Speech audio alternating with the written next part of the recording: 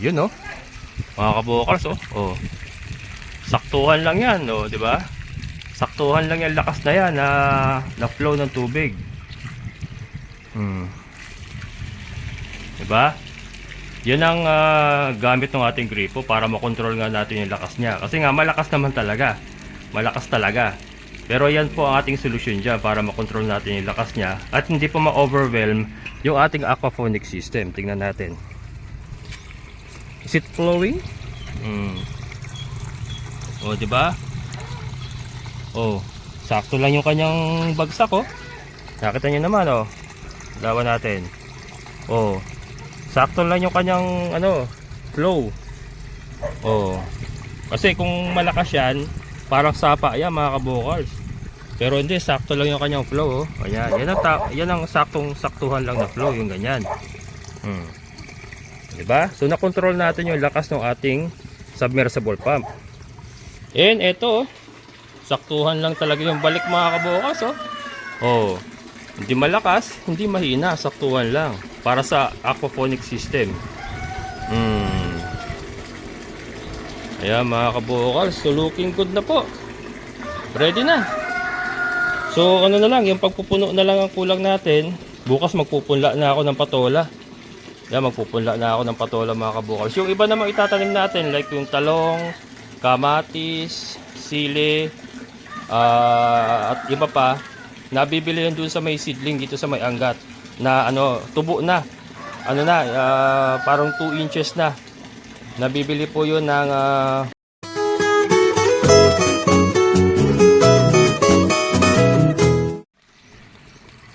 yun oh. Mga kabukals oh. Oh. Saktuhan lang yan oh, 'di ba? Saktuhan lang yung lakas na yan na flow ng tubig. 'Di ba? Yan ang gamit ng ating gripo para makontrol nga natin yung lakas niya. Kasi nga malakas naman talaga. Malakas talaga. Pero yan po ang ating solusyon dyan para makontrol natin yung lakas niya at hindi po ma-overwhelm yung ating aquaponic system. Tingnan natin. Is it flowing? Oh, 'di ba? Oh, sakto lang yung kanyang bagsak oh. Nakita niyo naman oh. Lawan natin. Oh. Sakto lang yung kanyang flow. Oh. Kasi kung malakas yan, parang sapa yan mga kabukals. Pero hindi, sakto lang yung kanyang flow oh. Ayan, yan ang saktuhan lang na flow, yung ganyan. 'Di ba? So na-control natin yung lakas ng ating submersible pump. Yan, tingnan natin kung bumabalik na doon mga kabukals. Yun ang ating final test. Pero syempre yung pag-apaw, pero wala na, hindi aapaw yan eh. Ganda nung ganda ng level eh oh. Ganda ng level mga kabukals.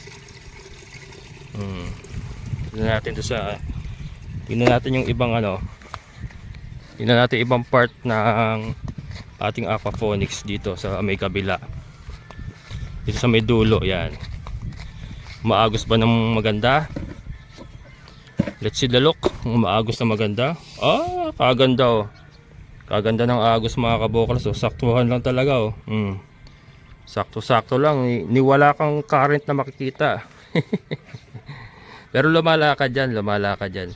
So yan po ang saktuhan lang para sa ating halaman. Not too fast, not too slow. Sabi nga. Ayan, wala tayong nakikita umaapaw. Everything is good. Walang tumatagas. Meron ba tumatagas? So yan po yung mga titignan natin. Ang galing. Walang tumatagas mga kabukals oh. May tumatagas ba? Wala. Dito merong konti. Pero konti lang yan oh. Kapatak lang. Ano ka lang yan? Kapatak lang. Dito. Lagyan ko pa ng konting konting bulkasil. Itong area na to. Pero wala, kapatak lang. Hindi nga tumulo eh. Mas malakas pa yung patak ng luha ko eh. Hindi, pero lagyan natin bulkasil yan. Lagyan natin bulkasil dito. Okay naman. Okay. Wala. Dito okay. Dito kaya walang tagas mga kabukals oh. Dito tumatagas ba? Galing. leaking. Wala mga kabukals. Pati dito sa ating filtration system. Okay, so alright yung ating filter. Wala tumatagas. Ayos. Yan, okay na mga kabukals. Tingnan na lang natin yung loob kung maganda ba ang maganda ang pasok. Okay ka ba dyan? Okay pa yung ating motor mga kabukals. And eto, saktuhan lang talaga yung balik mga kabukals. Hindi malakas, hindi mahina, saktuhan lang. Para sa aquaponic system. Ayan mga kabukals, so looking good na po. Ready na. So ano na lang, yung pagpupuno na lang ang kulang natin. Bukas magpupunla na ako ng patola. Magpupunla na ako ng patola mga kabukals. Yung iba namang itatanim natin like yung talong, kamatis, sili, at iba pa, nabibili yan dun sa may seedling dito sa may Angat na tubo na. Parang 2 inches na. Nabibili po yun ng 3 ba or 2. Mga ganun lang po ang bilihan doon. Yun, yung talong natin na ito. Itong talong natin na may bunga na nga isa dito eh. Ayan, binili ko lang yan doon. So doon din tayo bibili, May mga bulaklak na yan mga kabukals, Wala na nga dilig-dilig, hindi ko na nadidiligan, sobrang busy ko. Ayun to, may bunga na, Sakto may bagong ako diyan, Ayan mga kabukals, Yan. So doon tayo bibili ng pantanim natin na talong. Pero ito, may buto ako nito nitong patola, laki na ng patola, Effective ito. Nakita nyo wala nang damage, Wala nang damage mga kabukals, Na-minimize yung na-minimize yung damage nung fruit fly. Ayan. So yun mga kabukals, ang galing. So yung sinasabi ko, 'di ba? Ang taas ng tapo ng tubig, so pagbagsak doon, nagki-create po ng aeration 'yan. Tapos yung tubig, pinagagalaw niya yung tubig sa buong pond. Kasi yung bagsak, yung impact ng tubig. Ayan, Ayan, yung galaw na yan. Yung galaw na yan mga kabukas ng tubig, aeration yan. Aeration po yan. So, di ba? So, to, siguro mga 4 na araw, mapupuno ko na ito. Ang importante lang kasi masubmerge itong mailubog itong submersible water pump natin kasi dito ko nga siya ilalagay. Diyan po siya nakalagay Katali siya dito kasi hindi nga natin siya isasagad sa sa flooring. Hindi natin siya papaupuin sa flooring. Naka-suspend siya, nakabitin siya. Tatali natin ganito. Katulad ng ganito, nakatali siya ganyan, Ganyan po 'yan. Tapos in the event na mag-accumulate na yung mga solid waste, mga kabukals, kailangan natin mag-cleaning. Gagamit po tayo ng isang motor. Ito po yung motor na, sorry madumi pa, hindi pa ako nakapaglilinis. Ito po yung isang motor natin na pampo. So actually kaya tinin pa to. Sorry te. Gagamitin ko muna. Ito ang gagamitin natin pang higop. Kakabitan natin ng hose yan. Tapos yung hose na walang filter. Hose lang talaga siya na butas. Tapos itututok lang natin kahit yung PVC na lalagyan natin ng PVC para magagano natin, gaganunin natin, higupin natin yung mga solid waste. Yan. Ganun po ang paglilinis na gagawin natin diyan. Pagka nag-accumulate na yung mga solid waste. Kasi nga, itong motor natin na ito, hindi siya po pwedeng madumihan ng gusto Nagbabara daw po yan, sabi nung napagbilan ko. Nagbabara tapos humihinto. So, kaya kailangan natin siya ibalot ng net para hindi po bumara yung mga dumi sa kanya. At ang naisip ko na lang paraan, pagka maglilinis tayo, let's say once a month, paghihigop tayo ng mga nag-accumulate na ng solid waste dyan, papahigop natin doon sa isang motor. Ganon pong gagawin dyan. Tapos sasala pa pwedeng ihigupin, sasalain, ibabalik lang din uli yung tubig para kasi nga mahirap mag-ipon ng tubig.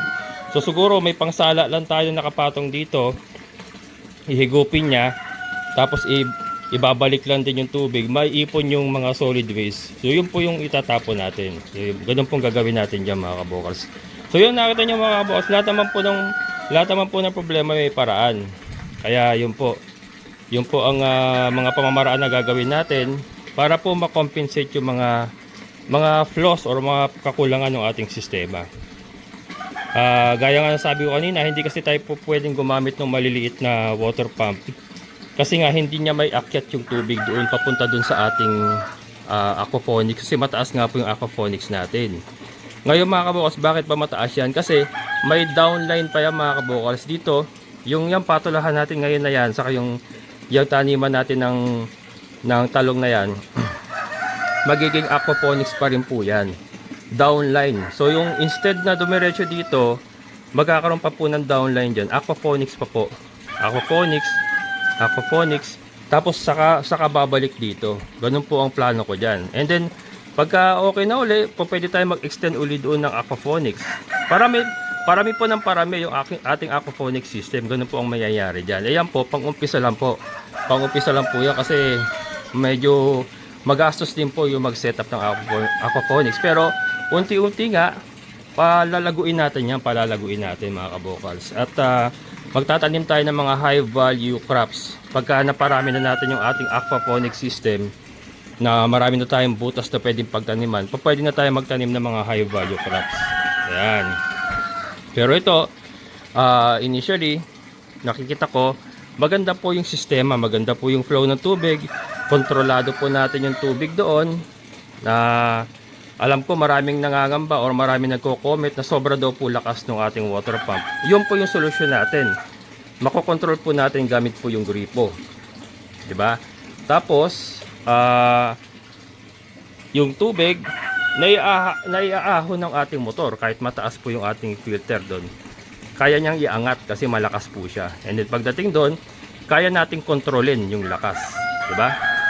Para hindi po ma-overwhelm yung ating aquaponics system. Yan mga kabukals. And ito nga po mga kabukals, 100 watts po ito 100 watts po siya. Ngayon, alam ko medyo malakas po, pero ang solusyon ko naman dyan mga kabukals, hindi naman po magtatagal na nakakuryente yan. Sabi ko nga, sa Raon, nagpunta ako dati sa Raon, meron na po akong nakita doon na isang set na po siya ng solar power power supply, na kung saan po pwede kang magsaksak ng electric fan, ng TV. Meron yata siyang maximum na wattage capacity na, kung di ako nagkakamali, 500 watts. Depende po sa kukunin mo. Pwedeng 500 watts, pwedeng mas mataas. Ito 100 watts lang naman So yung tagpa 500 watts, okay na dito. May battery po yung, kaya kahit sa gabi, mapapatakbo natin siya kahit sa gabi. And then, kung in the event na makulimlim, may bagyo, wala po tayong maharvest na energy sa araw, pwede po siya isaksak sa kuryente. So dual purpose po siya. So yun po, lahat po ng problema ay may solusyon sa panahon ngayon. Lalo na sa mga technology lumalabas, meron po. So yun po, ito pang umpisa lang po, pero mag-invest po tayo sa solar power supply. Yan, nasa plano po yan para po ma-minimize po natin ang gastos natin sa kuryente. Ang importante, ito tumatakbo na. So magpupuno na lang tayo ng tubig. Bukas nga ay magpupunla na ako.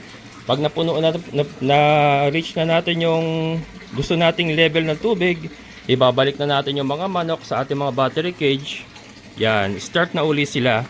Mag-i-start na uli silang paitlogin. Kasi sa ngayon po, naghinto po lahat yan. Wala po nangingitlog ngayon dyan. And then, dinivert ko sila sa GMP4, sa breeder feeds muna. Wala muna silang layer para rin makapagpahinga yung katawan nila. And then, pag naibalik natin dito, ibabalik natin sila sa layer. Siguro purga muna, pupurgahin natin, tapos balik sa layer. Ganun po ang mangyayari dyan. Balik sila sa layer feeds. And then, pag naibalik na sila, matik yan, magtatanim na tayo doon kasi magpupunla na nga ako bukas ng patola. Yan, abangan nyo mga kabukas kung saan natin ipupunla yung patola. Yan, ipapakita ko rin po yan. Yan mga kabukal, so insulator na. Ito yung insulator natin.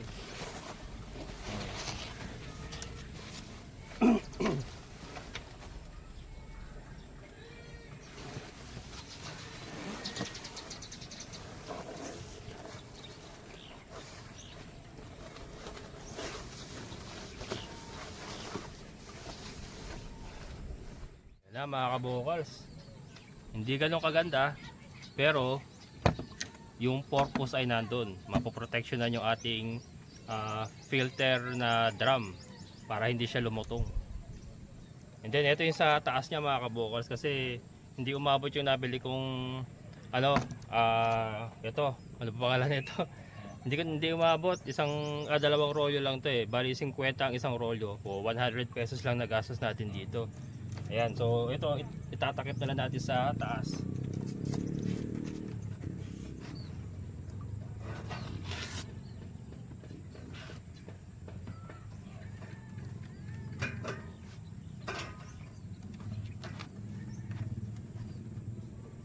Ayan. Ayan mga kabukals, tapos may pabigat tayo rito, may pabigat.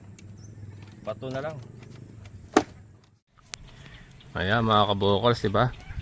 So sininturonan lang natin ng tali yan. Yung ating tali sa balag ay matibay yan. Yan. Paikot lang yan mga kabukals, pinaikot lang natin sa drum natin. Hindi ganun kaganda, pero andun yung purpose, kaya nandyan siya para maproteksyonan yung ating drum laban sa init at hindi siya lumutong at masira. Tapos yan o, ito plywood yung pinulik natin. Ayan, so sa ibabaw yan, tapos may takip pa siya rito, may takip pa siya. And then ayun yung ating ano mga kabukals, yung ating gripo na siya kumukontrol sa lakas ng tubig, di ba? Tapos yung filter natin, ayan. Lagyan natin dyan. Ganyan lang siya. Tapos meron tayong meron tayong bato. Mabigat para hindi tangay ng hangin. Mabigat na. Sobrang bigat na. Ayan na. Okay sa alright na yan mga kabukals. Buti na lang talaga bakal mga kabukals. Tapos naka-welding niya. Kung kahoy lang yan ay giba. Mabigat eh. Napakabigat. Diba? Napakarami ko nang nagagawa. Meron tayong manukan sa loob, magkakaroon tayo ng fish pond, may babuyan tayo, may kambingan. Ito nga yung mga kambing natin nakasusuga dito, diba? And at the same time, makapagtatanim pa rin tayo sa taas. Ninegosyo po tayo ng halaman na katulad ng patola at iba pang mga gulay gamit pong aquaponics system na nakataas para po yung ibaba ay mapakinabangan pa rin ng mga kambing. Yung po sana po doon sa mga iba na be positive po. Hindi ko naman po ginagawa to na para sa content lang. Ano po ito? Mukhang kalokohan po sa iba, yes. Siguro po sa iba mukhang kalokohan. Pero mga kabukals, pag ito gumana, imagine nyo yung pag gumana po ito. Imagine niyo po yung benepisyo na makukuha ng isang Juan de la Cruz, ordinary Pilipino na walang pong kakayanang bumili ng malaking lupa. Ang dami mo na magagawa sa kapirasong 400 square meter lang. Yun po yung gusto kong ipakita sana doon sa mga Kaya lang iba hindi naiintindihan. Parang kalokohan lang siguro para sa kanila. Pero yun po. Ito na po ang good news. We are ready to operate. So bukas po ay magpupunla na tayo ng patola at pupunuin na natin yung loob ng fish pan. Pag napuno yon, naglubog na yung ating submersible pump, load na natin uli yung ating mga layers. Umpisa na po. Pagka load ng mga layers, sabay tanim na po kaagad dito ng mga halaman. And then to follow na po yung ating fish pan. To follow na pong lalamanan yung ating fish pan. So abangan nyo po kung ano ba talaga ilalaman ko sa fish pan. Yung pang isang question doon. Abangan nyo po kung ano ba talaga ilalagay ni Kabokal sa fish pan. Diba? So isa pa pong yun.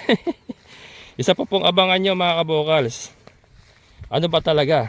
Isda ba o ano? Ayan ha.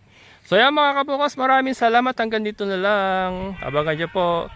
Ready to operate na pong ating aquaponics system. Maraming salamat, amazing na buhay!